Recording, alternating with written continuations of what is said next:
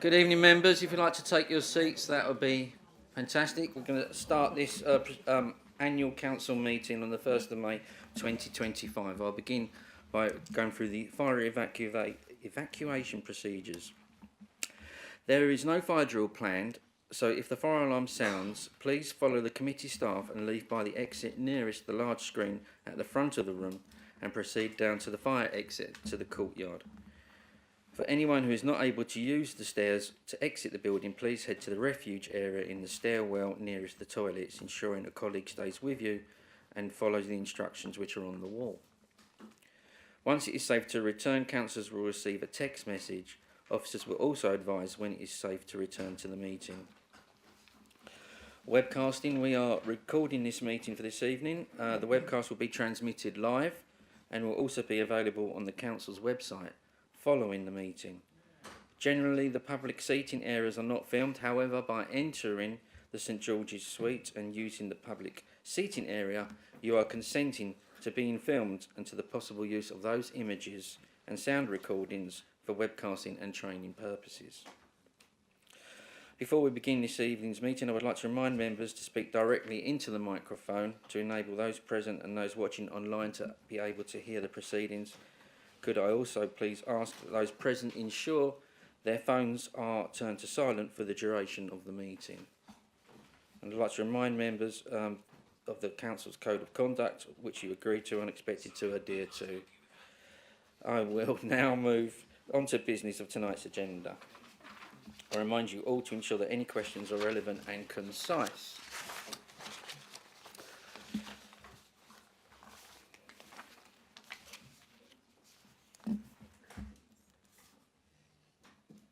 Before we begin the formal agenda, members, it is with deep regret that I announce the passing of Councillor David Harrison, former Mayor of Basildon Borough Council and former Chairman of Basildon District Council.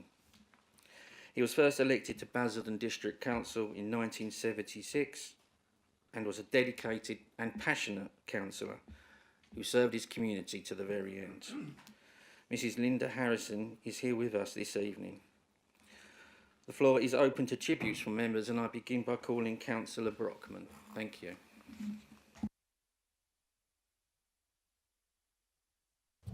Thank you, Mr. Mayor.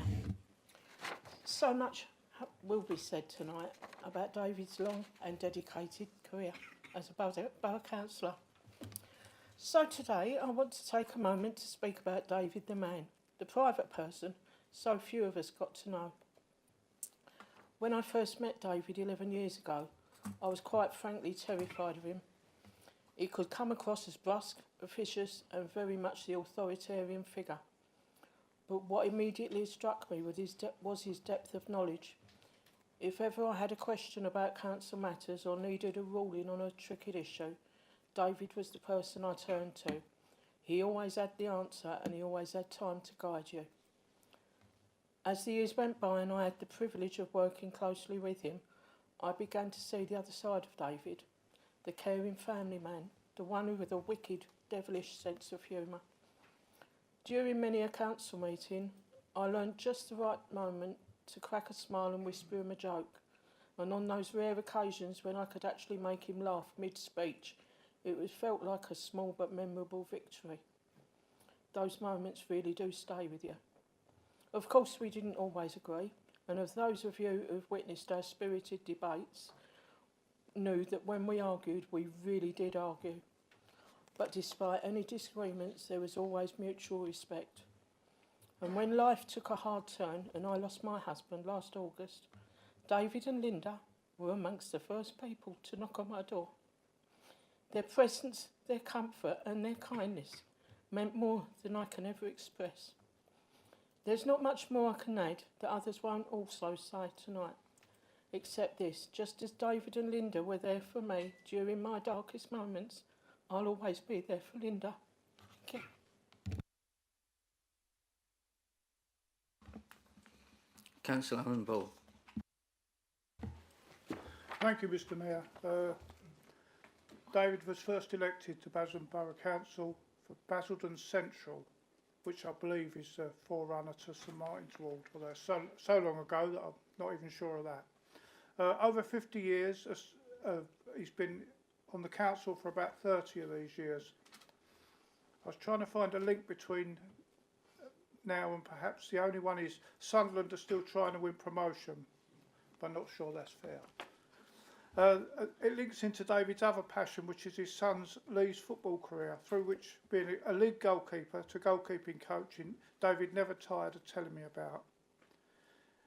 He has stood for all parties, which is a bit standing joke in the chamber, Conservative, Labour, Liberal, or Liberal Democrats, or Liberal whatever, and even the Pensioners Party. But he found his home with Wickford Independence, I'm glad to say. As a councillor, David had a wealth of knowledge which I'm glad I tapped into. He has taken on all roles at the council, in chairman, mayor of the council and chair of numerous committees. He finished his service as chair of the Overview and Scrutiny Commission. I will miss David as a friend and fellow councillor, and as many others will for different reasons, but I will miss, and already do, our chats and his enthusiasm, dedication and knowledge. Rest in peace, mate. You will be missed. Councillor Callaghan. Thank you, Mr Mayor, and can I join with the Wickford Independents in the condolences that they are sending to the Harrison family. What can you say about Councillor Harrison? He definitely did have his critics, but he also had his fair share of admirers, and I was certainly one of those. David was born in Leindon in 1938, a time when the idea of this new town hadn't even been envisaged. He was truly one of Basildon's originals. And in fact, I learnt from Linda that he first stood for the council in 1971. He's one of these people who's actually been through local government reorganisation the first time round. He stood in 1971 here in the now St Martin's ward, and then stood again after the reorganisation in 1974. And over a remarkable 54-year period, he represented the people of Basildon Central, of Friends and of Wickford for an astonishing 36 years. It is an extraordinary record of public service that few will ever match. And his dedication extended beyond the council. He gave so much of his time to volunteering, from the Wickford Action Group to Wickford at Christmas, to sitting on boards of governors at local schools. If it was about community, David was there. And for many of us, we've already felt deeply his loss, as we have been hearing. Preparing for this AGM, I have to say, has been a slightly different experience without the daily phone calls from Councillor Harrison, arguing back and forth over what policies we should be introducing on this committee and what position people should be potentially getting. It has felt odd, and it has left a silence that has been hard to fill. A year ago, I spoke to him about coming back to the council, and again the phone call started where I could sense that he had the bug again, and he knew that he wasn't in the best of health, but he wanted one last dance. This place, this council kept him going, kept his mind active. It was in many ways a welcome distraction from his health worries. And as Linda often teased him, that this council was his first love. I'm sure that wasn't the case. But he certainly did love this council. And for all of us here, no matter the colour of your rosette, we have many councillors who've served for a long time. We all have had that moment when friends or family ask us, what on earth are you doing being a councillor? The hours spent in meetings, knocking on doors, delivering leaflets, reading papers, the events we miss, the promotions we turn down at work, it all comes at a cost. And David paid that price for nearly 4 decades, because for him being a councillor wasn't a job, it was a vocation. He did believe in Basildon and he loved Wickford. He famously welcomed Muhammad Ali to the borough as chairman of the council in 1986, and he later welcomed the now Princess of Wales during his mayoralty. His work ethic, as many people will know, was legendary.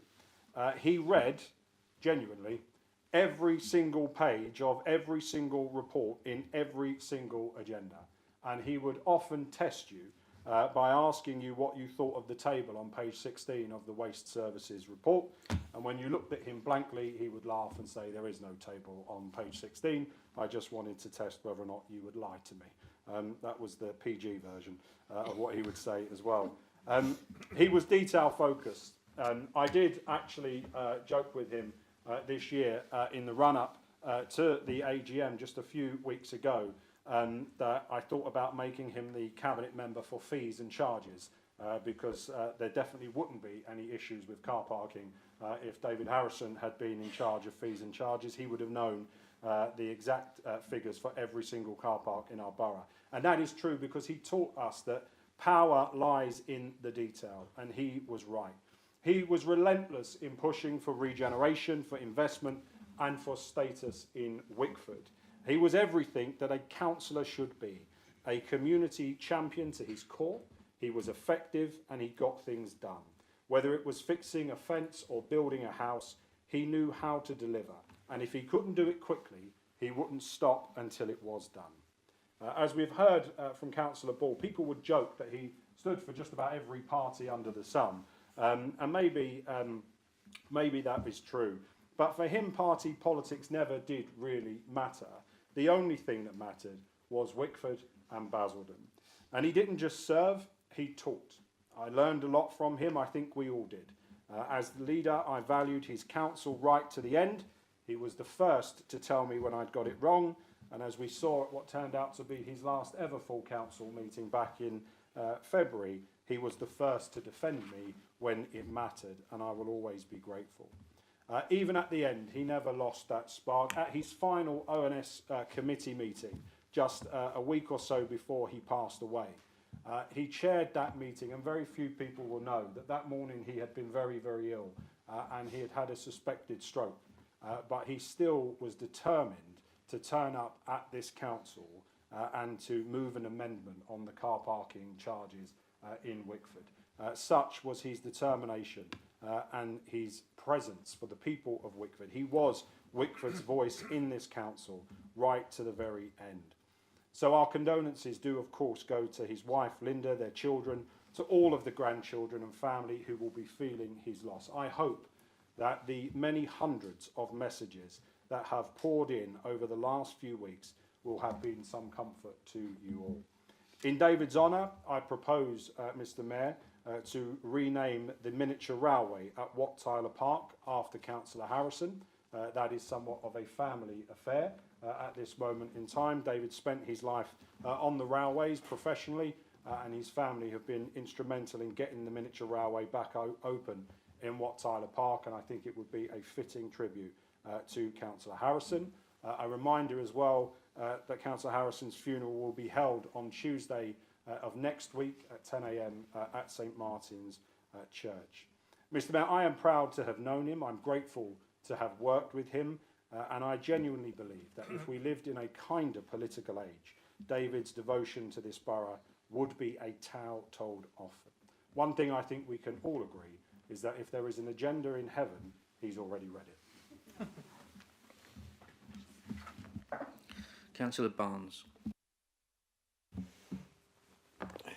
Thank you, Mr Mayor. Can I start by associating myself entirely with the comments of the Leader of the Council and the comments of Councillor Brockman and Councillor Ball. They're all very moving tributes.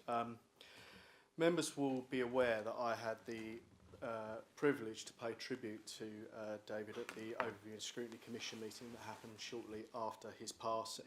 I won't repeat what I said there, except to say on behalf of the entire Conservative group that we offer our sincere condolences to David's family, in particular his wife Linda, and our gratitude for Councillor Harrison's service over the last 50 years to his community, and particularly the residents of Wickford. My final meeting with David was actually what turned out to be his last ever meeting at this council. And it was an Overview and Scrutiny Commission in March that the leader referred to in his speech, and it's fair to say that it was not the easiest meeting of the Overview and Scrutiny Commission we've ever had. In fact, it was actually at points quite a difficult meeting. there was significant disagreement, particularly around the issue of car parking, and words were exchanged. And I remember at the end of that meeting, after being fairly robust with each other, David and I turned to one another and shook hands and said, well, look, we don't agree on this, but we both enjoy working together on what we've achieved on scrutiny this year. And when I learned of David's passing, I will confess that I was relieved that we had had that conversation at the end of the meeting and that we hadn't parted on bad terms. Because I think ultimately, for all of the political disagreements and for all the comments and criticisms, at the end of the day, what's left is the service and the difference that people like David Harrison have actually made to their residents' lives and to the lives of their families and their friends. And it is a reminder, I think, at the beginning of a new municipal year, at a moment when we are paying tribute to one of our fellow councillors, that when all is said and done, when we lose a colleague, we don't remember the arguments or the disagreements. What we recall is their service to the community and the good for the residents that they represented. David Harrison was an effective local councillor, an excellent committee chairman, a brilliant mayor, and first citizen of Basildon Borough. He will be remembered by all those who knew him as a tenacious and passionate advocate for residents in Wickford and the wider borough, and he will be missed by councillors on all sides of this chamber. Thank you.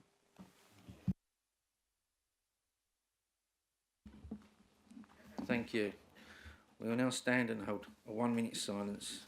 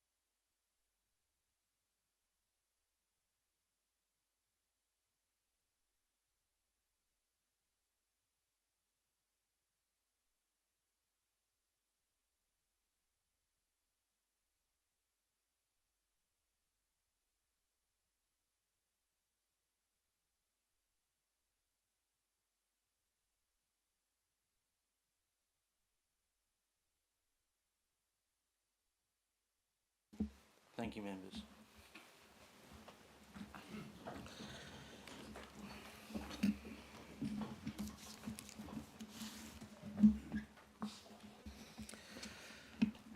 I would just now like to say a few words about fundraising and a year in as Mayor before we go on to item number 1. It has been a great honour to represent the Borough of Basildon as Mayor. It's been a privilege to raise money for the Mayor's Charity Fund, the recipient of which will be St Luke's Hospice. I held a barn dance in autumn last year for St Luke's. The Deputy Mayor ran backside to trackside last year, and staff at Basildon Council have also had fundraisers for the hospice. Additionally, the annual civic dinner this year themed as a Cockney night also added to the total, which will be a grand total of £6,500 for St Luke's Hospice charity. Thank you. Thank you. It has been a very busy year, and I would like to give a very warm thank you to Councillor Victoria Joseph for being my very able and dedicated Deputy Mayor. Your dedication to the position has been outstanding, thank you. So from older person's Christmas lunch at Basildon Fire Station to lighting the beacon on D-Day, I thoroughly enjoyed every moment of this year, whilst at the same time being deeply grateful and thankful that I've had the privilege to serve the borough in this role. So thank you to you all, members of the council. I should now like to present the cheque to Eileen Marshall, Chief Executive of St Luke's Hospice. Thank you.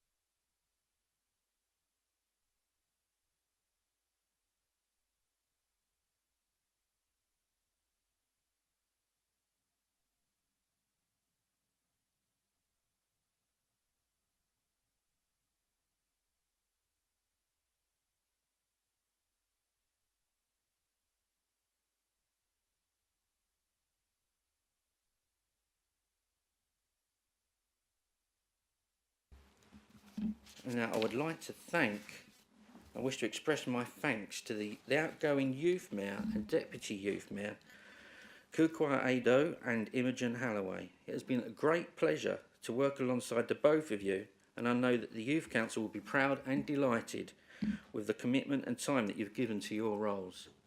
Well done, and I wish you every success for the future, and I shall now present them with their certificates and gifts.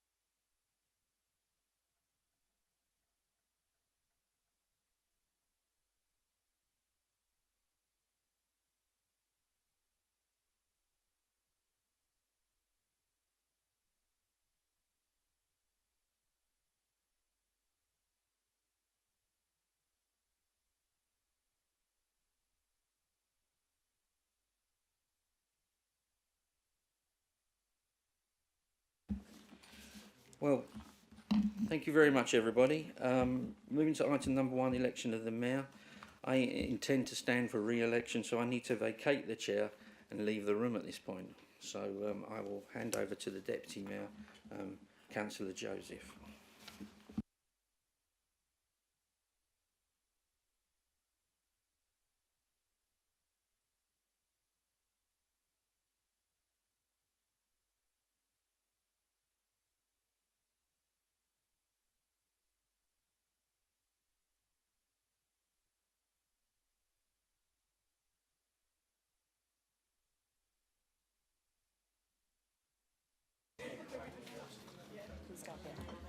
Can I ask for nominations for Mayor of the Council for the 2025 to 2026 municipal year, please?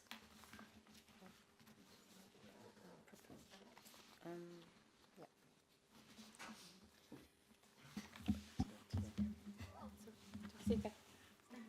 Stand up. People are going to think I know how to do what I'm told. Okay, yeah, I'd like to nominate Councillor Alan Davis. As Alan's just explained, the service that he's given us this last 12 months has been exemplary. He's served us with dignity, with honour and dedication. And at his side, he's had Ali, and I'd really like to thank Ali for the time that she's given up and the way in which she's supported our Alan has been a councillor in this borough for a quarter of a century. I know he doesn't look that old, but he really has. And during that time, he's become known as somebody who is genuinely passionate about Basildon. He was born here, he's raised his family here, and presently works in a school within our community, working with young people with special needs. Alan is a special person, and we've seen the way in which he's conducted himself with fairness and dignity in this chamber, and the way in which he has represented all of us in his civic duties across the various different things he's talked about tonight, ranging from lighting beacons to talking to young people to engaging with our elderly residents, and the way in which he is known as somebody who is warm and approachable and a wonderful advocate and a really special person.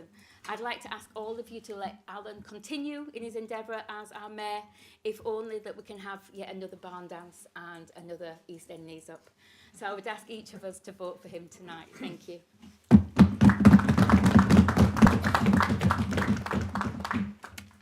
Do we have a seconder?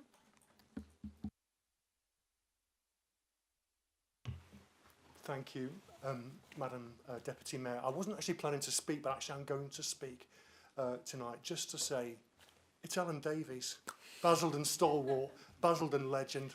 Enough said.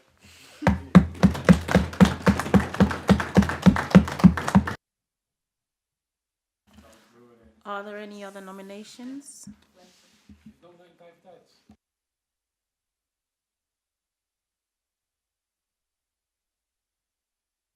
Don't disagree with anything you said there regarding Alan and his commitment to the borough that he lives in. It's actually been tremendous. However, I would like to nominate Danny Lawrence. I don't think there's anybody in this council chamber that can actually say that his dedication to the people of this borough throughout is second to none as well.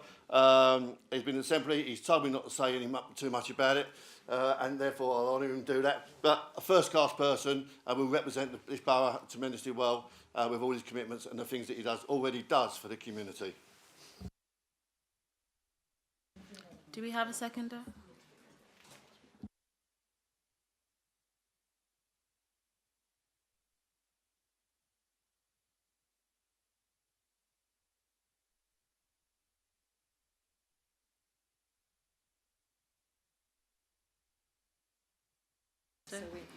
There will now be a vote.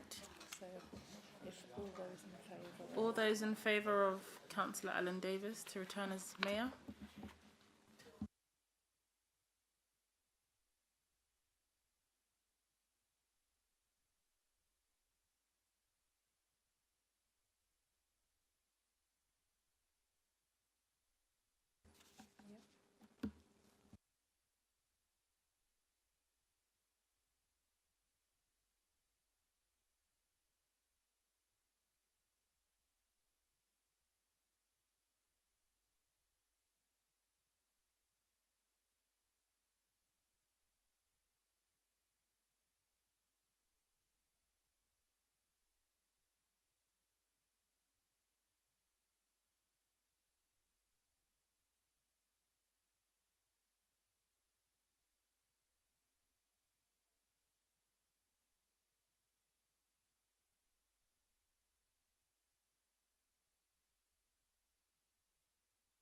And all those in favour for Councillor Lawrence?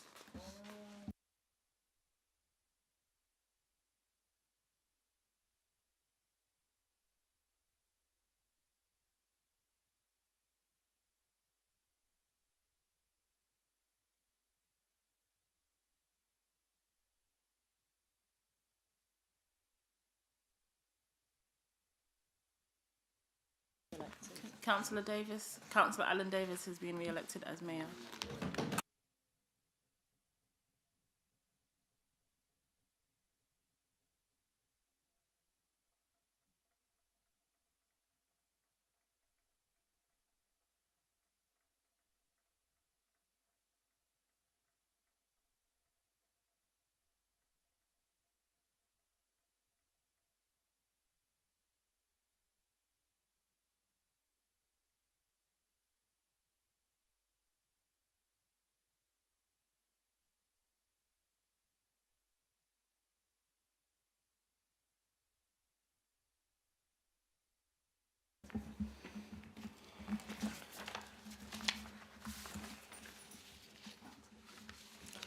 Well, thank you very much. I would like to thank members again for placing their faith in me for a second term. I shall do my utmost to represent this borough to the best of my ability and with sincerity. I am deeply honoured as to be the first citizen of the borough again, and I look forward to continuing to develop the connections I have made with community groups and businesses, and eager to make new ones. Thank you once again.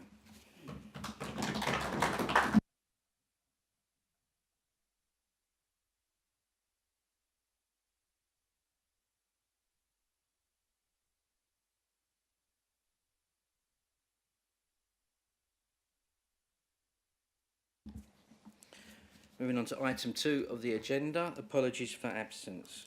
Are there any apologies for absence today? Councillor Barnes? Yes, we have apologies from Councillor Baggott and Councillor Turner. Thank you. Councillor Harrison? Thank you, Mr. Mayor. Apologies from Councillor Pat Reid.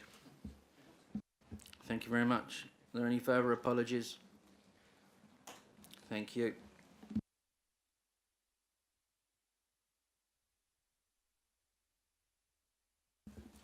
Item number 3, the appointment of Deputy Mayor of Basildon Borough Council. I would like to ask for nominations for the position of Deputy Mayor. Please indicate. Councillor Brown. Thank you. I'd like to nominate tonight Councillor Jill Palmer. For those of you who don't know Jill well, she's been a councillor for the last 12 months. As one of her closest friends, I convinced her that it'd be a great idea, that it wouldn't take up much of her time, that it wouldn't encroach on her family life, that it wouldn't encroach on her commitment to her music, because anybody that knows Jill knows that she's heavily involved in various orchestras and part of that, the Basildon Operatic Society, and heavily involved in anything musical is where Jill's heart lies. That began at quite a young age, where she studied at the bassoon. What age were you started, Jill? 11. And it has been a lifelong love and dedication for Jill. Jill's other passions in life are all around opportunity when it comes to the arts. She's an East End girl, grew up in a council estate, but believed passionately in that cultural capital, the importance of being exposed to the arts and what that can bring and what that means to an individual as they grow. And it's something that Jill brings that passion with her, and something that she wants to explore as Deputy Mayor this year, to ensure that our children and young people throughout this borough, no matter where they live, in what part of town, that they are exposed to the arts and can see and appreciate that and the difference it can make in their lives.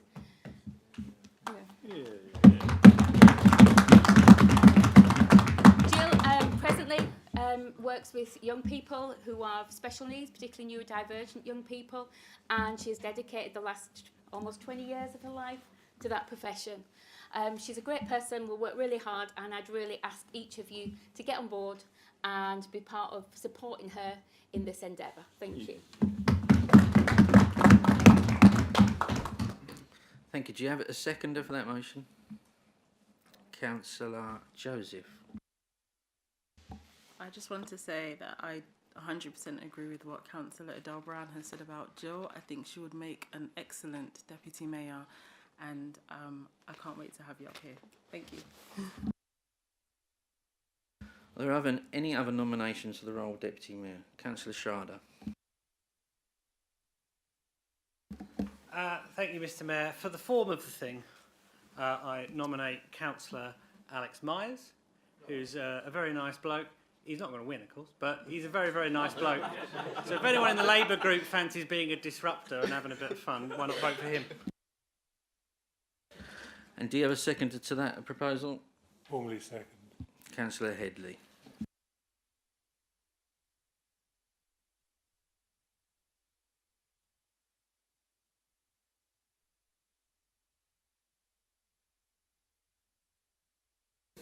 Okay, thank you, members. We will now take a vote. All those in favour of Councillor Palmer for the position of Deputy Mayor, please indicate.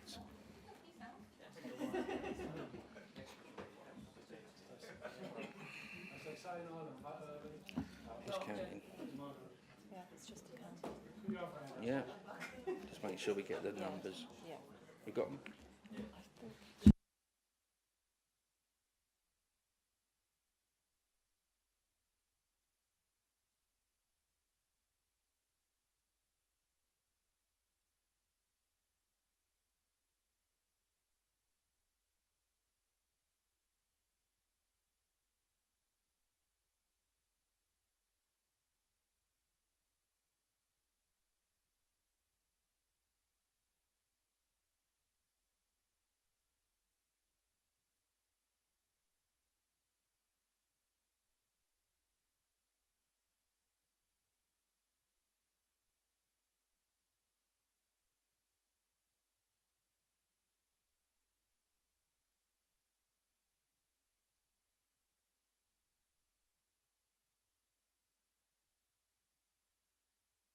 Can't vote for herself, so I hope they haven't counted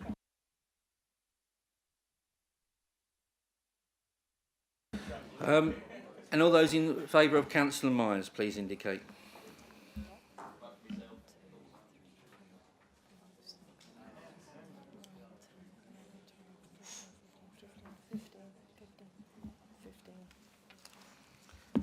Thank you, members. I declare that Councillor Palmer is elected Deputy Mayor.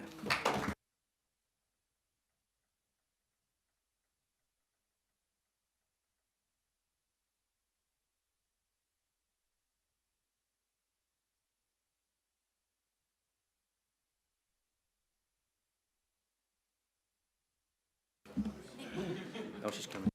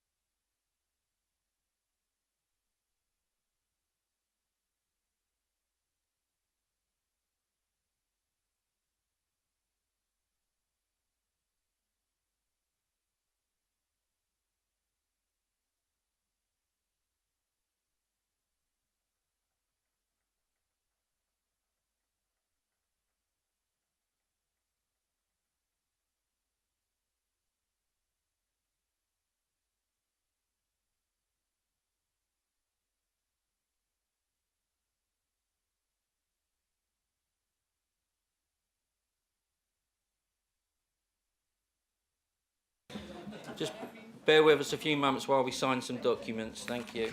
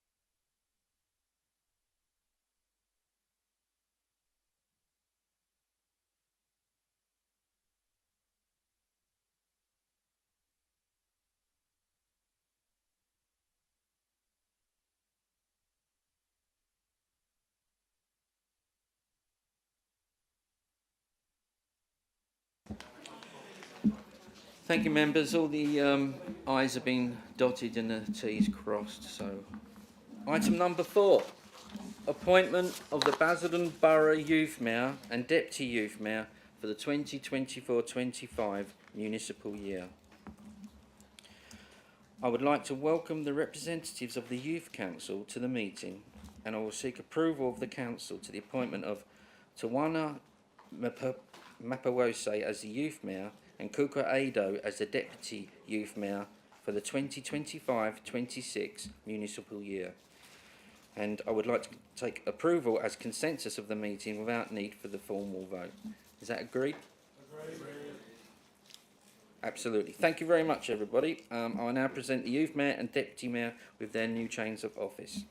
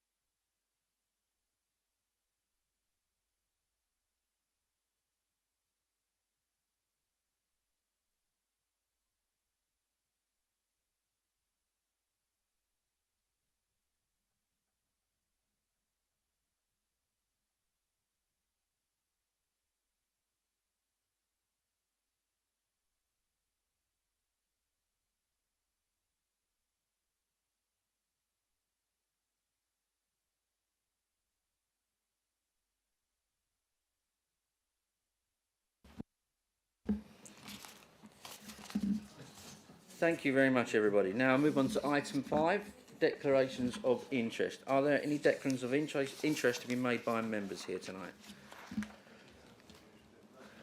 Obviously, I will take the Essex County Council Twin Hatters as on block for all those that are Essex County Council members. Are there any other declarations of interest? Thank you.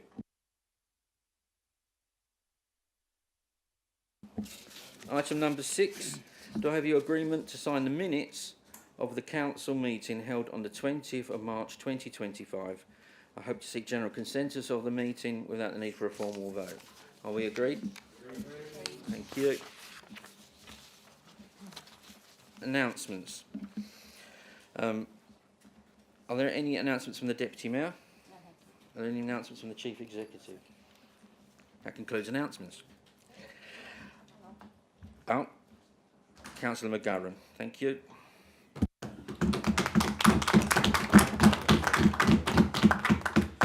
It's been quite a week, I'll tell you that. At one point I didn't actually think I'd make it through the week, but I may return to that later. They said it couldn't be done. They were wrong. They were completely and utterly wrong. Not for the first time, and no doubt not for the last. Some of them were emphatically wrong, like Councillor Schrader. But as we know, he has something of a tradition of being on the wrong side. So that's no great surprise again, is it? The success of the new service so far this week, and it is early days, I acknowledge that, but the success so far in introducing a new system has actually far exceeded my expectations. Far exceeded. This has been a major change. It's been delivered seamlessly and successfully. And I'll be honest, there were some minor... I'm speaking, Kevin. There's been some minor glitches. But they have been incredibly minor in what has been a dramatic change in the service we've been providing. I've been getting daily, and sometimes far more regularly than that, updates from James Hendry, who deserves fantastic praise.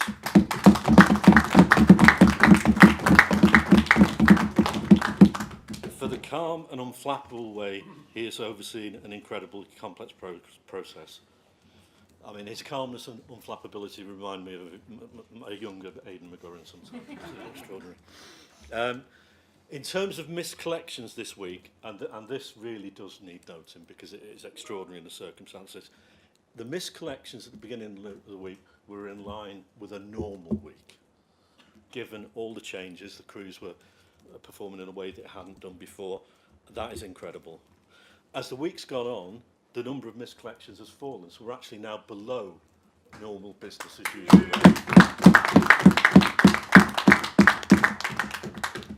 Due to our new in-cab technology system, the few that have been missed have been collected quicker and are being collected quicker than in the past. And I want to say a massive thanks to our crews, who, as always,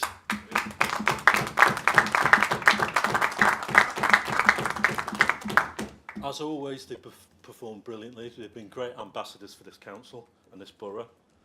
They've been incredibly cheerful as well.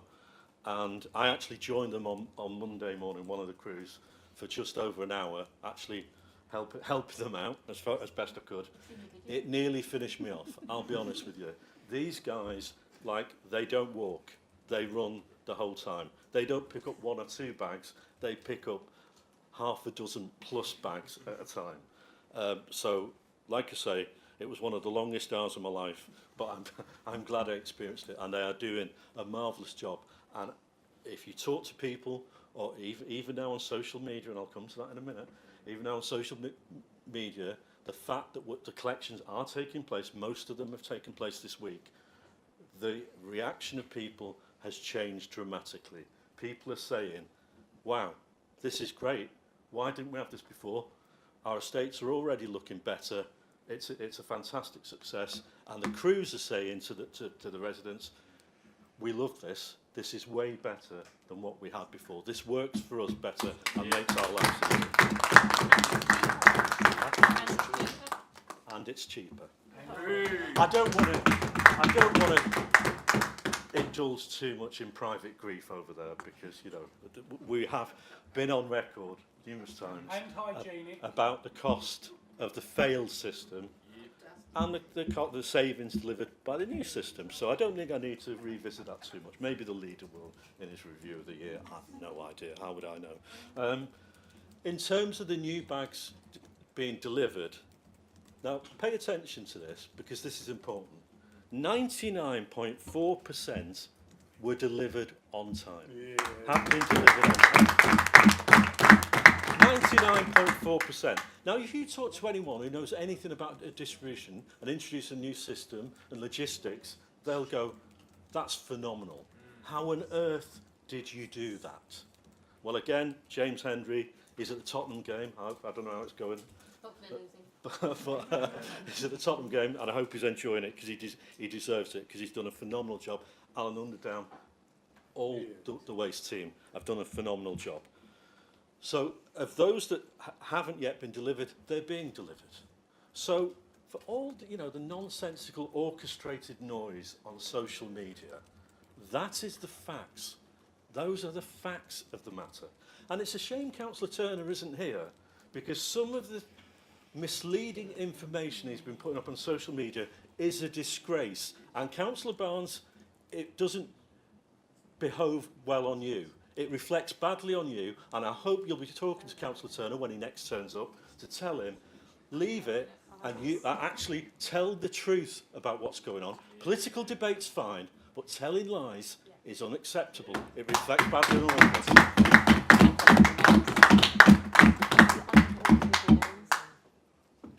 I'll just say, we listened. We listened to the people. This is a feature of this administration, unlike the last one. We listened to what the public said. It was very clear what they wanted. And I'm used to saying we are going to deliver on fixing the bins.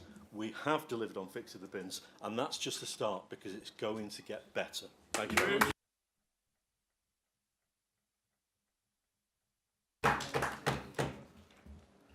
Okay, thank you, Councillor McGarren. Councillor Smith, and then I'll move on to the next item. Thank you, Mr. Chairman. Just a nice short one, and it touches on something else that people want, and we are listening. Baz exit. Last Friday, I had a walk around the Langdon Hills estate, which is partially my division, about an issue that is touching 3 estates in our borough. There is that, 5 Links and Vanchill Drive, where County is supposed to spray the walkways 3 times a year, but they have cut that first spray out completely, and those estates will not be sprayed, who it is meant to be sprayed by, Essex County Council, in July. The complaint I have received is that the weeds are now growing at a substantial height as we've had a damp spring and it's now lovely warm weather.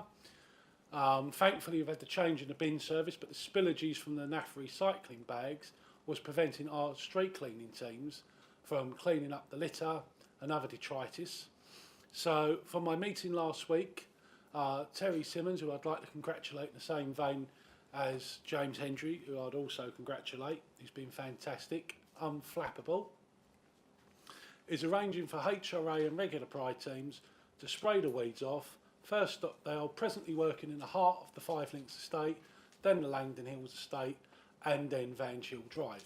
This shouldn't be being done by the Basildon taxpayer, but this is Essex County Council stealing from the people of Basildon so they can go around Epping High Street, Malden, wherever the snobs live, and get, oh, we've trimmed your bushes up. Doesn't it look twinky?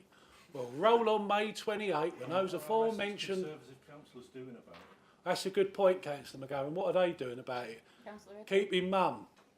Because in May 28, this government is abolishing Essex County Council.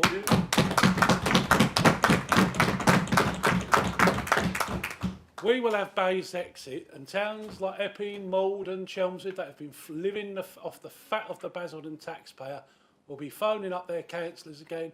Oh, the village green isn't as twinky. One can't play billiards here anymore. Yeah, the money we've been robbing off Basildon's going back to Basildon, and long may that happen once we get Baz exit. Thank you, Mr. Mayor. Thank you, Councillor Smith. Moving on to item number 8, establishment of the council committees and associated issues.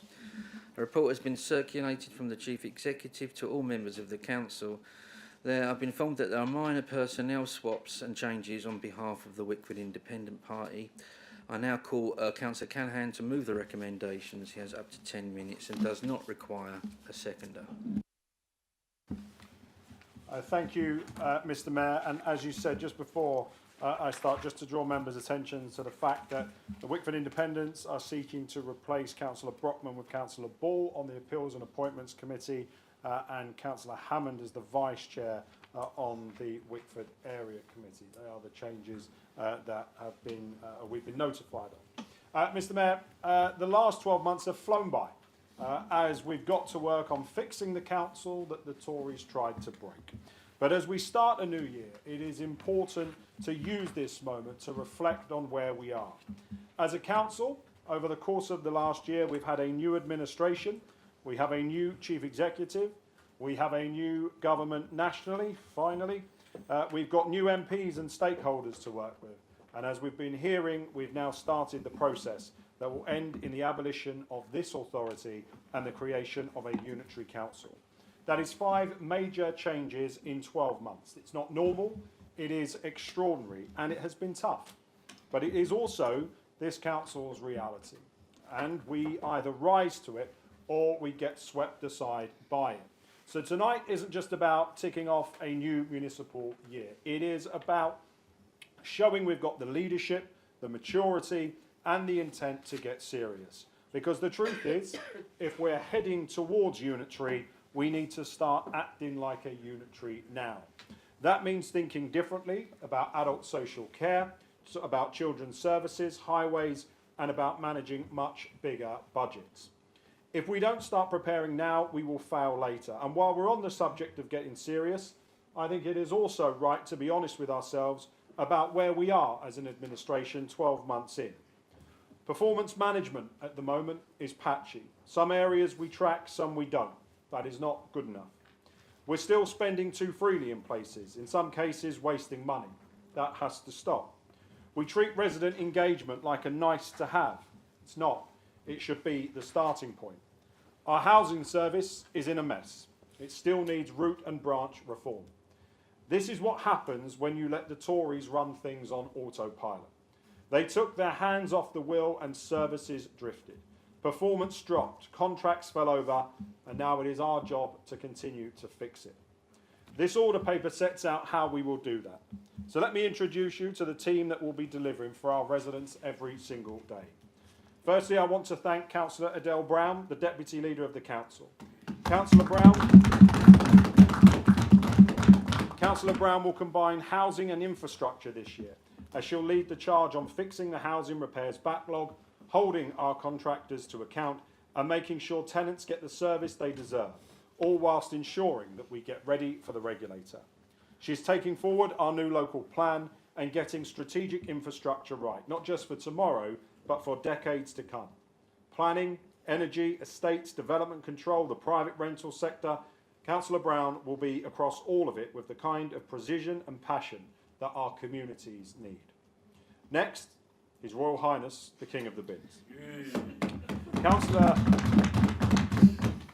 McGurran will take on the Green Front Line as the Cabinet Member for Environment and Leisure. That means, as we've been hearing, better bin collections, cleaner streets, more enforcement when people dump rubbish, and better parks. He's driving forward our green strategy, investing in our climate response, and making sure our public spaces, from cemeteries to allotments, are properly looked after. And as always, he'll be relentless in standing up for residents on the basics that matter. Councillor Power will lead on regeneration, jobs and skills, a portfolio built around aspiration and opportunity. She will link to our business community, pushing inward investment and economic growth across the borough. She's already delivering real skills programmes like our Construction Academy and jobs fairs, and ensuring regeneration means real inclusive growth. Councillor Jack Ferguson will be the Cabinet Member for Culture, Sport, Children and Young People. He's already ensuring that every community has access to green space, to cultural opportunities, to sport, to youth support. Jack is passionate about SEND inclusion about making Basildon a better place to grow up. And with the area committees under his remit, he'll make sure decisions are rooted in the needs of every part of our borough. Councillor Smith will serve as the Cabinet Member for Law, Order and Enforcement. Councillor Smith is focused on what we all want: safer streets, less antisocial behaviour, better partnership working with the police, and robust enforcement when people break the rules.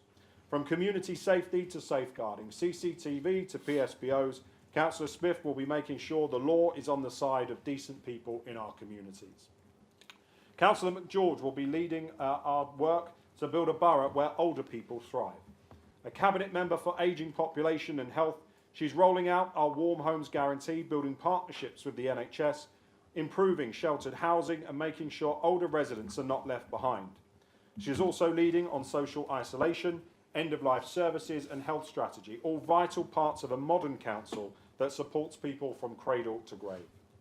Councillor Callaghan, as the Cabinet Member for Partnerships, Performance and Engagement, will be driving up performance across the council, from transforming how we handle complaints and consultations to how we work with partners so that it works for our residents. She will be making our council smarter, more responsive and more transparent.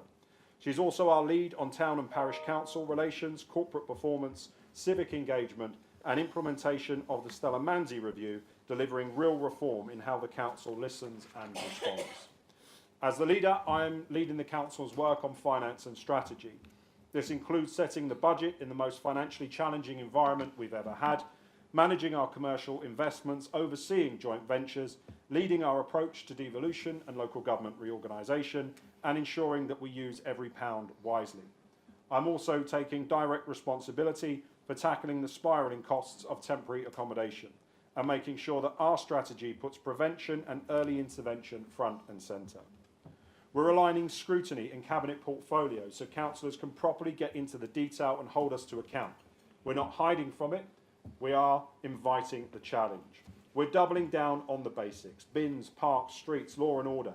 We're investing in culture, sport and community because that's how you build civic pride. We're linking regeneration to real outcomes: jobs, skills, apprenticeships.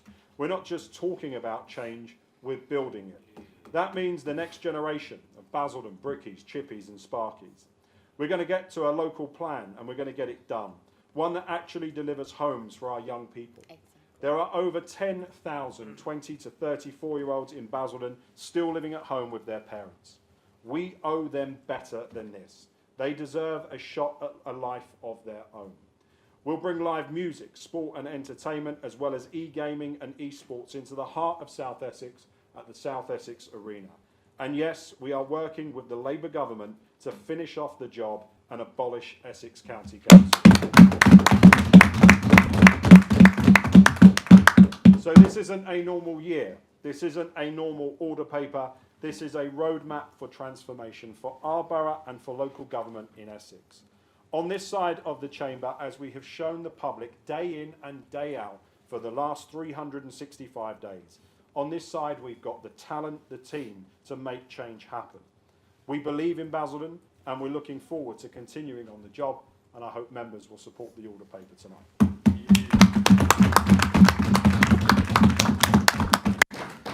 Thank you, Councillor Callaghan.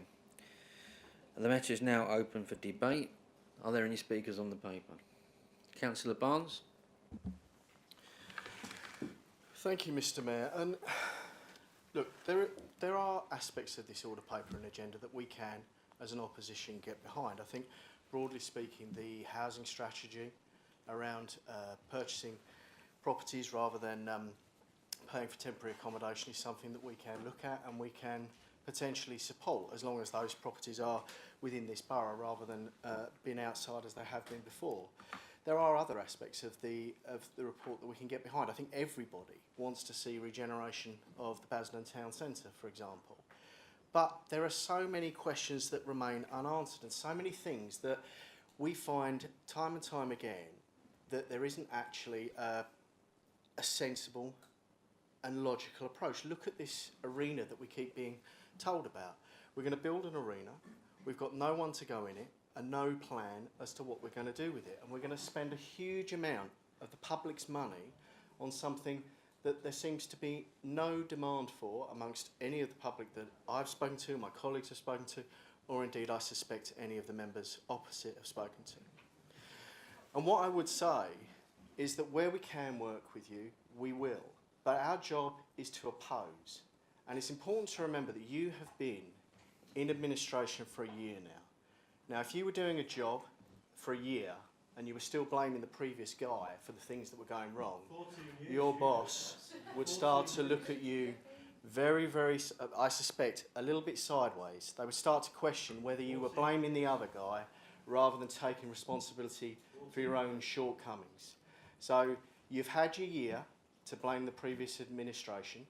Now you have a record to defend, and we will hold you to account for that record, and we will make sure that you guys are exposed where you need to be and supported where you are coming up with sensible and pragmatic solutions. Thank you, Mr. Mayor.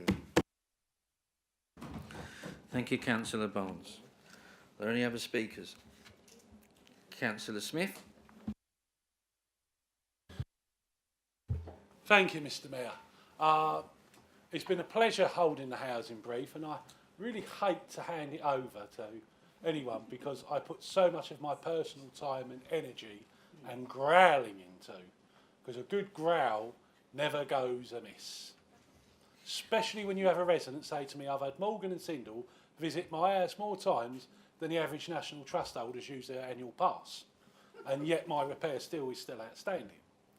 But I wish to be very, very serious. I feel like Chamberlain handing over to Churchill, but I would have been a lot better. I wouldn't have been waving a bit of white paper. But for those who read their history, Chamberlain got this country for what it needed to do. And what we are facing is that sort of threat, is this Housing Improvement Board, where I don't seek to point a finger, but we have spoken many times in this chamber about the financial pressure of temporary accommodation. And one of the things this Housing Improvement Board can do is say, and we are really vulnerable because we have a lot of stock built in the trendy eras of the 70s where it wasn't seen to build regular houses was appropriate. It was stuff in keeping with the time where you might not have a regular pitched roof. It was seen to use a lot of fossil fuel, and where the cost of fossil fuel has gone significantly up, they're not as well insulated. The Housing Improvement Board has the power to say, that estate, you'll have to sell it off. And we will have to rehouse every single council tenant that lives on the council houses we'll have to sell. Where do we acquire those houses? Yes, Theresa May changed the rules so we didn't have to borrow money to build council houses with, but we still have a debt cap. And they are just on par with Ofsted, the Housing Improvement Board. They can look at a particular row of houses and go, yeah, they're in good nick, what about the data? So that's why, when we had this conversation, myself and Councillor Brown, where Councillor Brown is in the teaching profession, until recently, this is the person best placed, because I think I'd be like Donald Trump with them. Get the barristers, get the solicitors, they're challenging us, and it wouldn't be good and fair and good on our tenants. And the other benefit of having Councillor Brown in charge of housing, and I don't seek, when I say this to the Leader of the Opposition, is that when you have a ruling party in power, and what we saw, I hate to sound party political under the Conservatives, where rents were being capped, the government not increasing the council rents, you lose that income. And when 2/3 of our council tenants are reliant on some form of government-paid housing benefit, it is really curtailed how much funding is there to spend on maintaining our housing stock. So Councillor Brown is more likely to be seen at a Labour Party conference, a Labour Party LGA event than I would ever be, unless they had a Brexit stall there. Let's be fair and honest about it. So I have to think about the council tenants, the people I've worked hard for over many years, and Councillor Brown will work hard with them, and I'm sure we'll speak often about bits and pieces. But we, as a council, have got to get through this Housing Improvement Board. And I've had many good chats with our new Chief Executive, Gary Jones. He's been very helpful in getting this council in this position. But I say we're like Britain in '39. We're just starting to rearm. And when I'm going to be diplomatic, Leader, I'm not going to compare the Housing Improvement Board with anything across the continent of that period. but I've made the intimation there, so that's good enough. But we are getting ready. We have to get through that. Now, my new brief. Unfortunately, my hands are tied. I'm not allowed the birch, the stocks, or other items they still use on the Isle of Man, allegedly. But I will be tough on this issue. One of the things people stop me in the town and say is about the bikes going through what is deemed as low-level antisocial behaviour. What is the point of us working really hard? Because when the leader announces what's going to be happening on the Westgate, that is going to be such a magnet, and that will be due the end of the month, Mr. Leader. He says sort of, well, I will be holding to that. So we have to. So I will have to deal with this low-level, so-called low-level antisocial behaviour. Criminals shouldn't be able to go in Greggs, steal a sandwich and a drink. I want to see people there in uniforms to go, wallop, you ain't stealing that, you're paying for that, or you put it back on the shelf. Because those businesses pay us a lot of business rates to employing local people, and that's one of the things that deters people from coming into any of our towns, is crime and antisocial behaviour. Equally on our estates. As I say, I think if I was in charge, Kevin Blake would know it would be wonderful, but I will work within the parameters of the law. Thank you, members. Thank you, Mr. Mayor. Thank you, Councillor Smith. Councillor Callaghan, would you like to wind up for 5 minutes? Thank you. Thank you, Mr. Mayor. And I'll do that in reverse order. I would just say to Councillor Brown, stand by, because I'm sure you will still be getting casework from Councillor Smith on an industrial scale. In terms of, Councillor Smith did a great job in housing, but I think what we are also trying to do is align the portfolios with what is going on at the officer level as well. Because the regulator is a serious intervention that the council does have to get itself prepared for. We were not prepared for this 12 months ago, and I will talk a little bit more about that in a moment. Listening to Councillor Barnes, I'm pleased that there appears to be a kind of road to Damascus moment where they are U-turning when it comes to their support for this council acquiring stock for temporary accommodation.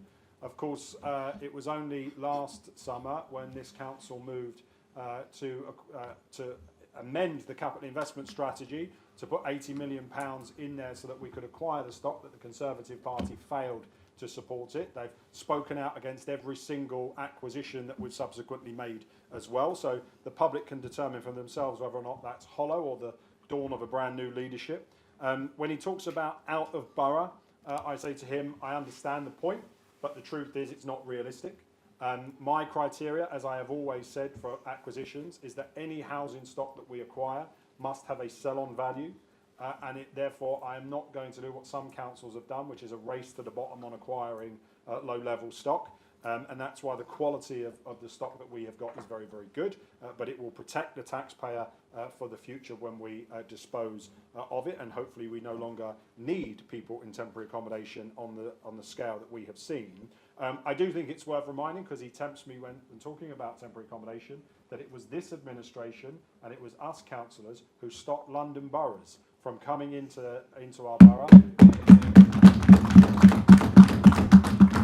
So it was this administration in Wickford that stepped in to stop the London Borough of Newham taking over the Verse building. It was this administration that stopped the London Borough taking over the railway store building in Billericay. If we hadn't have done that and we'd adopted the Conservative Party approach of no money for acquisitions, then London would be sending people over on the Greater Anglia line every single day.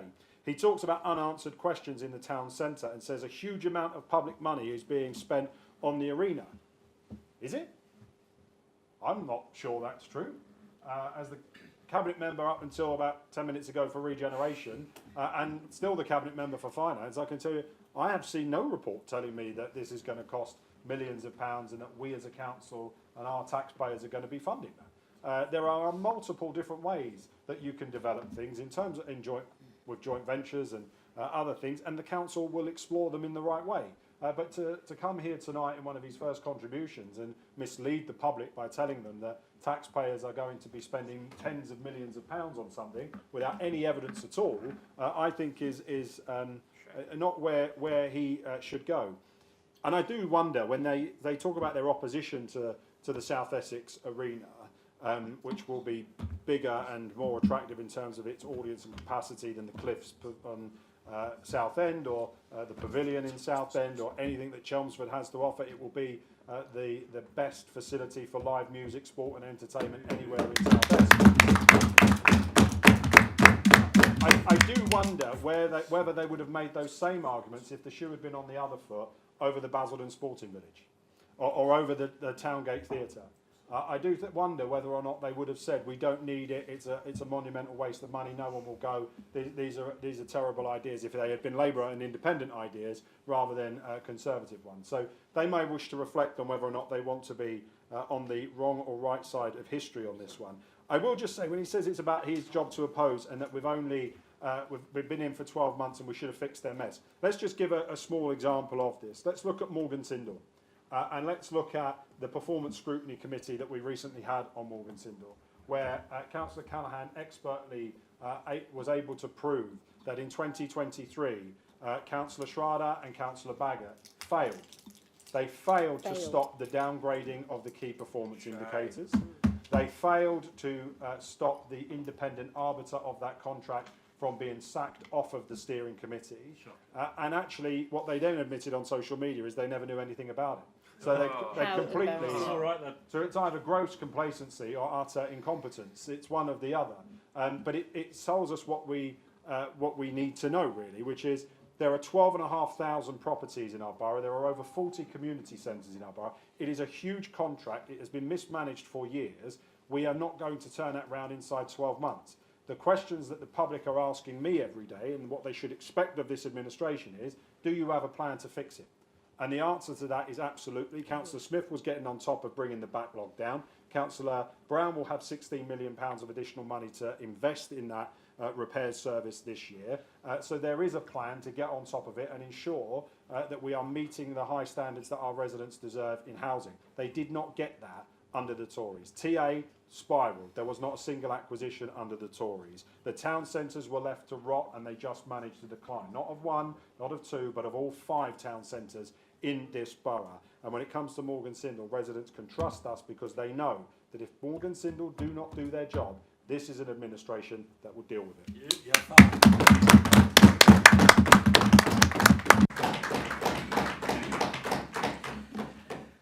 Thank you, Councillor Callaghan. We now move to the vote. The recommendations are on page 22 of the agenda. All those in favour, please indicate.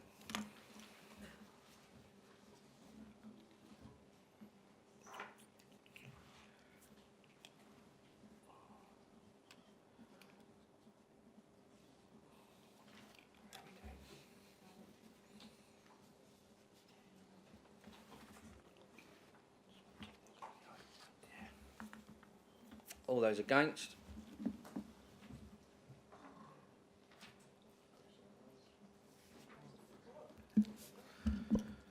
And are there any abstentions? Okay, that vote is carried. Thank you. Now moving to item number 10, the annual statement from the Leader of the Council. Councillor Callaghan.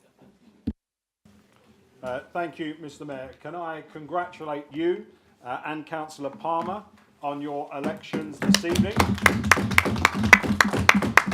to the role of first and second citizen of the Basildon Borough. As we've been hearing, and I'm sure you'd like to hear again, you have already proven what a fantastic mayor you are, and I know how respected you are across the chamber. And once the borough gets to know Councillor Palmer like we do on these benches, they will learn to love her equally, I am sure. I wish you both well for the municipal year ahead. Can I also start by welcoming the new Leader of the Opposition, Councillor Barnes, to his place.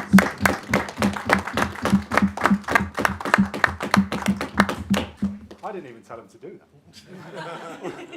that. I genuinely wish him well. Politics is a tough business and it takes guts to step up. They say that imitation is the sincerest form of flattery. So I was delighted to see the launch of his Facebook Lives last week. He's not quite hit the 450,000 views this month that I've had on mine, but I'm confident that with a ring light, an iron and a few policies, he may even get there. Indeed, if he carries on in this vein, By this time next year, he'll have grown a full beard, and who knows, maybe even his wife might finally have been elected onto the council as well. I have also heard about Councillor Barnes's new idea. Someone raised this with me, having watched his live last week, this so-called capital investment guarantee policy. I was very interested in this, because under the Conservatives' plan, capital investment would be ring-fenced to areas in line with their council tax base. Because in Councillor Barnes's world, as we also learned last week on his Facebook Live, apparently no one from Wickford or Billericay ever sets foot in the Mayflower Retail Park. No one with a CM postcode works at Ford's or Leonardo's. No one from north of the A127 ever comes to the Festival Leisure or swings by the Pips Hill Industrial Park. In Barnes's world, coming south of the A127 into those parts of the borough where the, quote, poor and unhealthy people live, is just not something that Billericay folk do. So naturally, he thinks that they need their own separate capital investment strategy. So let's think about that for a moment, because it's capital investment, not revenue. What exactly would you spend capital on in Billericay? A new hospital? No, you don't need that, because we've got one of those going into the East Gate, although it will never be used by people from Billericay, obviously, I'm sure. A community diagnostic centre? No, we've got one of those going into Pitsea, although I understand Billericay folks certainly would never go to Pitsea for life-saving treatment. Leisure investment? Well, we've already got the Towngate Theatre and the Basildon Sporting Village, although Billericay folk don't do panto or communal swimming in Barnes's world. So what would be left? What could they spend their big capital sum on in Billericay? Could it be house building? That's right. Under his plan, there would be a big pot of money available for Billericay to build homes. He's starting to grow on me, Mr. Mayor. I'm starting to get ideas from Councillor Barnes as to what we could do. So he's off to a good start. And if I may give Councillor Barnes just one piece of advice, as this May actually marks a decade since I first became the leader of my group. And as I welcome the third Conservative leader of the opposition to face me in this chamber, it would be this. If you want to lead this borough, then you better love this borough. His proposal that he's all over social media proposing to break up Basildon on the basis that Basildon, Leydon and Pitsea are too poor, too unhealthy, too needy to be associated with Billericay is not just divisive, it's ill-judged, economically illiterate, and dripping with the kind of snobbery that's become all too familiar with the right-wing politics. This borough isn't brilliant because one town props up the rest. It's brilliant because the sum of all its parts. That's what makes the Basildon borough strong. Leydon and Langdon Hills, Pitsea and Vange, Wickford and Billericay, all of it together. And while electorally, I should probably say crack on, because with this policy you'll never win a seat south of the A127 again. I won't, because I genuinely believe this kind of thinking is bad for our borough and that we all have a responsibility to rise above it. Basildon will never be run again by people who look down on it. We are not second-class citizens just because we live south of the A127, and we will never hand the keys to this borough to anyone who thinks our communities are too poor, too unhealthy or too unworthy to be treated with respect. Because Basildon is in a much better place today than it ever was under the miserable leadership of the Billericay Tories. Basildon is getting better. 12 months ago, we walked into this chamber and faced a council on the edge. The finances were in a mess, £3 million in the red. Waste collections were failing. Residents weren't being listened to. The senior leadership had lost its way and staff morale was on the floor. There was no vision, no drive, just a culture of managed decline. But on this side of the chamber, we didn't flinch. We got to work. And just 1 year on, the turnaround is real. We've taken a council that was drifting and we've given it direction. We've taken broken services and started fixing them. We've brought back belief into the building. And most importantly, we've brought residents back into the conversation. We have been razor focused on our 5 promises for 2025. We are fixing the bins, regenerating our town centres, building homes for local Basildon people, making our communities safer and backing Basildon businesses. Mr Mayor, a year ago tomorrow, we made a deal with the public. We told them that if they sacked the Tories, we'd fix the bins. We were told, as we were hearing earlier on, that it couldn't be done. The naysayers and doomsters on the Tory benches said it was impossible. But Mr Mayor, we have fixed the bins.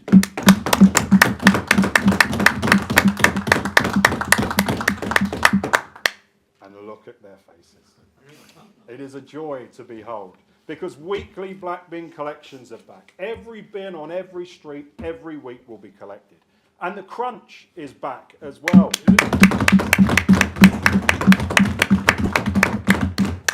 Those hated blue and white sacks have gone. We've brought in in-cab technology to drive accountability. We've rolled out, or are about to, 1,000 new bins, including 500 brand new dog bins. We halved the winter gap in green waste collections. When we say we'll do something, we do it. We fixed what they broke, and now we're taking on what they ignored, our town centre regenerations. We ended a decade of drift and finally took charge of our town centres. We purchased the Westgate Shopping Centre 2 weeks after we assumed control. That means the people of Basildon now control its future. The cinema was finally opened. New hotels are about to be built in the town centre, real ones, not fake Hilton ones. Major retailers are coming back, with Waterstones opening just this week. Wetherspoons is opening in September, and they've kindly named it after me. Wickford now has a supermarket on the horizon. Here's hoping Councillor Jeffrey and his merry band of social media liars won't scupper this supermarket in order to save a tree. Wickford railway station upgrade is underway. Langdon's new shopping centre is going to be open next year. Lidl will be on site and constructing the Langdon Lidl in June this year, opening in March 2026. The Pitsea Community Diagnostic Centre is now fully funded under Labour, opening in 2026. And for the first time ever, from next month, Basildon Council will control all Basildon Town Centre car parks. That means revenue stays here and can be spent on improvements to our town centre. 4 towns, 4 major regenerations, all happening thanks to this administration. And whilst the town centres are coming back to life, we're also tackling the next big challenge. Housing that's affordable, available and for our own. And in just 12 months, we've already made real progress. We've brought 117 long-term empty homes back into use. We've got 300 new council homes in the pipeline, and we're delivering 70 of those new homes at Chapelgate, thanks to an £11 million grant from the Labour government that got the scheme out of the ground. 13 social rent homes on Pound Lane are now done. 35 new homes for key workers, built, backed and about to be occupied. And we've gone further, as I was alluding to earlier on, with £80 million invested to reduce the number of families living in temporary accommodation. Remember, not a single new home purchased under the Tories, despite rocketing TA costs. Now over 300 homes added to our stock in a year, and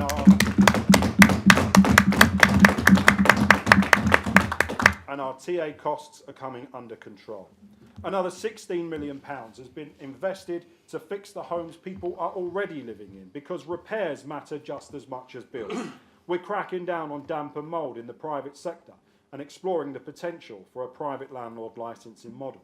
We've tightened the screws on Morgan Sindall with weekly drop-ins, firmer oversight and stronger performance standards.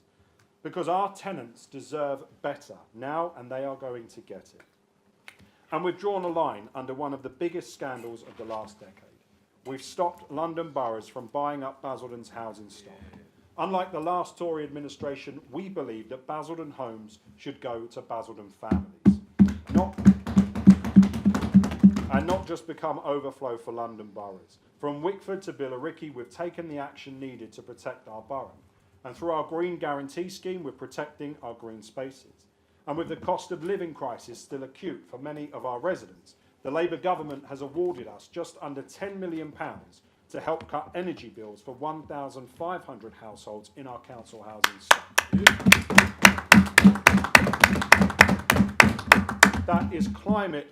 That is climate action and cost of living support in one smart policy driven locally. This is what building for the future looks like.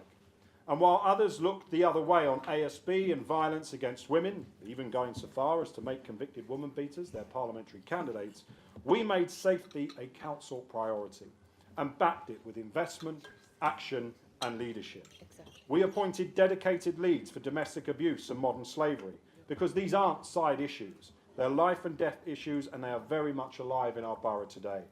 We opened new community safety hubs in the Eastgate and soon in the old Wickford police station, bringing help closer to the people who need it. We invested £200,000 into tackling violence against women and girls because we're not just talking about it, we're resourcing it. We're turning the streetlights back on. It was Labour who saved the county's PCSOs, and we're fighting tooth and nail to save Basildon Police Station because safety needs to be seen to be delivered. We launched the Women's Safety Charter, setting clear expectations for public spaces across the borough. We launched the ASB reporting app, giving residents power at their fingertips. And we've issued more ASB enforcement notices than ever before because respect for our streets starts with action, not excuses. And for those at the sharpest end of risk, we secured 1,000 Ring doorbells for survivors of domestic abuse. Because no one should feel unsafe in their home. Indeed, the Newtown promise was for a secure home, a safe community and a good, high-paid and secure job. And that is why we're back in Basildon businesses, because when local businesses thrive, the whole borough thrives. We've put jobs, growth and skills at the heart of our economic plan and we're already seeing the results. We've invested £420,000 into grants, bursaries and upskilling our workforce. We've supported over 100 businesses through our tech accelerator because innovation shouldn't stop at the M25. We've relaunched the Basildon Business Awards, shining a spotlight on the talent and tenacity in our borough. And with the number of homes being built and town centres being regenerated across Basildon, we are creating jobs for life for the next generation of Basildon Brickies, Chippies and Sparkies. To support us to deliver this, we have launched the Basildon Construction Academy to train them. We've held the biggest skills show in the borough's history, with over 1,600 people through the doors. And we've delivered the new business improvement districts in Wickford and Billericay, started in 2020, because local pride should be matched by local power. And yes, after the Scrooges on that side of the chamber cancelled it, we turned the Christmas lights back on in Basildon.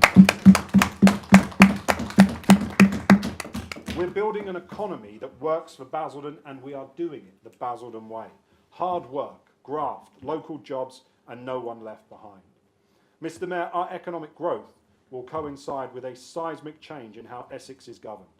After a decade in which county council leaders failed to get devolution in Essex over the line in our county, I've got the county into a place where Essex is first in line with the new Labour government. I shall wait to see if Kevin Bentley nominates me for a knighthood. Labour has agreed to this historic devolution deal for Greater Essex. And yes, as we're preparing to leave Essex County Council, let's call it what it is. Basexit is coming to Basildon. For 25 years, Essex has delivered worse outcomes. Skills, roads, streetlights, youth services, on the Tories' watch, they have all gone backwards. We've had enough, and so has the public. We're getting closer every single day to leaving Essex County Council and standing on our own 2 feet. Basildon will run Basildon. No more begging Chelmsford to sort out our potholes, our youth services or our streetlights. The historic Labour devolution deal for Essex means local councillors elected by Basildon people will make the decisions that matter to Basildon. That is real power back in local hands. Now, Mr. Mayor, it is often forgotten but worth reminding ourselves at the AGM. This council is hung. No party has a majority, and yet we have made it work. We have chosen cooperation over chaos, progress over posturing, because leadership means putting people before politics.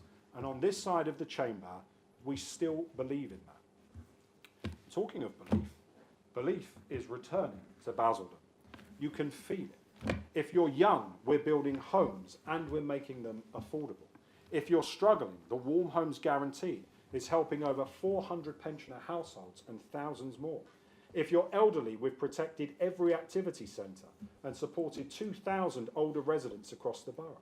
If you're vulnerable, we've invested in mental health, adapted homes for disability and supported those fleeing domestic abuse. If you're an entrepreneur, we've got your back.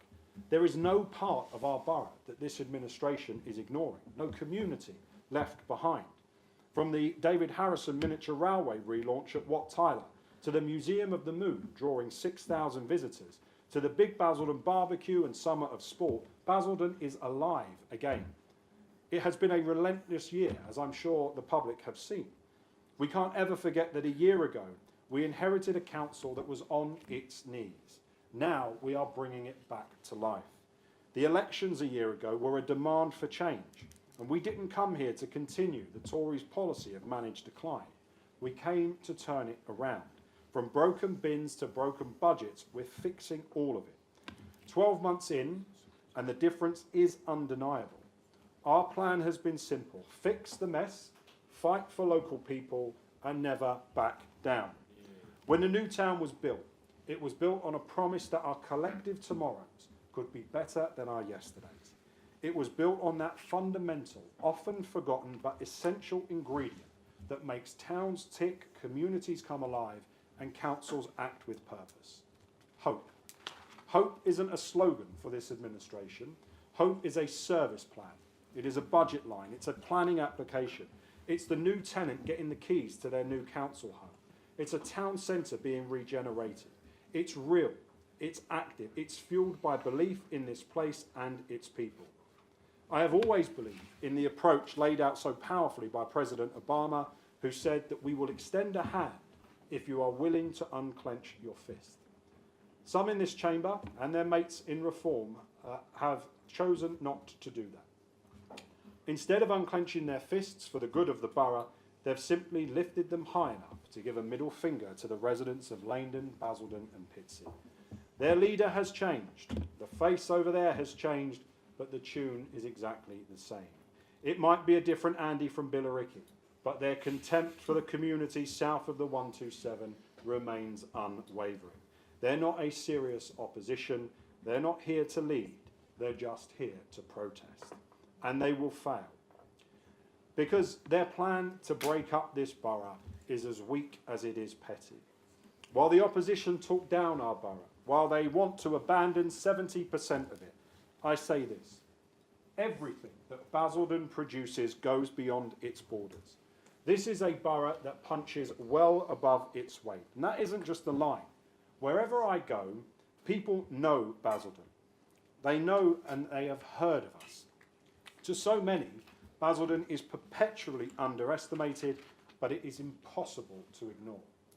I often think that if Basildon could achieve everything that it has in the last 76 years, despite the barriers, despite the funding cuts, despite the tired old governance structures, just imagine what this borough could become with the powers, the tools and the investment and infrastructure to match its potential. Imagine what the next 76 years could look like. So with Baz Exit in motion, homes being built for the next generation, town centres coming back to life, clean streets, protected parks, local jobs, safer communities, the belief is returning. You can see it, you can feel it, and you better believe it, because Mr. Mayor, Basildon is back. From pessimism to possibility, the borough is on the up, and Mr. Mayor, we are just getting started.